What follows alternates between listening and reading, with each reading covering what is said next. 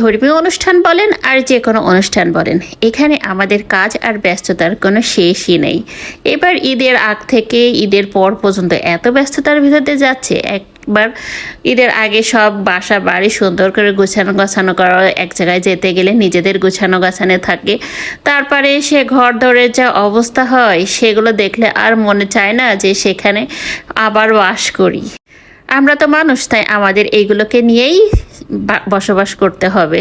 তো ঈদের পরে দাবি আর দাদু বাড়ি থেকে যখন বাসায় আসলাম, আসার একদিন পরে আবার আমার বাড়িতে যাওয়া লাগবে, মানে আমার বাবার বাড়িতে।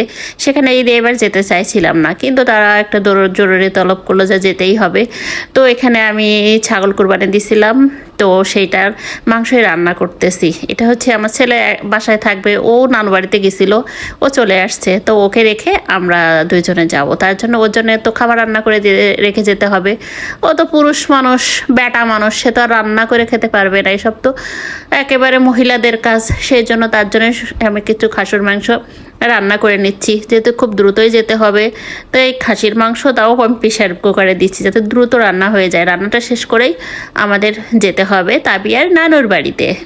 খুবই তাড়াহুড়া করেই রান্না করতেছি। খাসির মাংসতে একটি গন্ধ আসে, এই জন্য গুঁড়া দুধ আর কিছু পরিমাণ লেবুর রস দিয়ে নিলাম। এটা এখানে টক দইটা ব্যবহার করলে ভালো হয়, তো আমার কাছে ছিল না, তো আমি সেটাই ব্যবহার করে দিয়েছিলাম। তো রান্নাবান্না শেষ করে আমরা আমাদের যাওয়ার জন্য রওনা দিছি। তো শ্বশুরবাড়ি যাবে জামাই, তো মিষ্টি তো লাগবেই। যেহেতু আমরা ফরিদপুরে থাকি, আর এখানকার ঐতিহ্যবাহী মিষ্টি হলো বাঘাট রাজকুমার ঘোষের মিষ্টি। এটা অনেক সুন্দর, অনেক ধরনের মিষ্টি এখানে পাওয়া যায়। এটা মধুখালী, এখানটায় এদের হেড ব্রাঞ্চ আর কি। তো এখান থেকে আমরা যাচ্ছিলাম আমার বাবার বাড়ি যশোর। তো সুন্দর সুন্দর মিষ্টি দেখে নেওয়ার জন্য তাবিয়ার বাবা দেখতেছে তাবিয়ার জন্য চকলেটের মতো ওই মিষ্টিগুলো নেবে, কিন্তু প্রচুর মিষ্টি। আমি আবার বেশি মিষ্টি পছন্দ করি না, কম মিষ্টি হলে একটু খাই আর নইলে নয়। তো তাদের মিষ্টি কেনা টেনা শেষ, এবার তারা বিল পরিশোধ করতেছে। তো পরিশোধ করে আমরা আমাদের গন্তব্যের দিকেই রওনা দেবো। বাইকে করেই আমরা যাচ্ছি, যে বাসে উঠবো না, অনেক জার্নি করছি আর করবো না। তো আবার জার্নি শুরু হয়ে গেল। এটা হলো মধুমতি সেতু। তো এখানে গেলেই সবাই ঘোরাঘুরি, তো অনেক কিছু হয়, সবাই ছবি তুলছে। আকাশটাও অনেক সুন্দর ছিল। এটা পড়ন্ত বিকাল ছিল, যেহেতু আমরা বিকালে বের হয়েছিলাম। তো সূর্যটাও হেলে যাচ্ছিল আর আমরাও চলতেছি আমাদের গন্তব্যের উদ্দেশ্যে। তো ভালোই লাগছিল পড়ন্ত বিকালে বাইকে চড়ে বেড়াতে, তো এমনিই ভালো লাগে।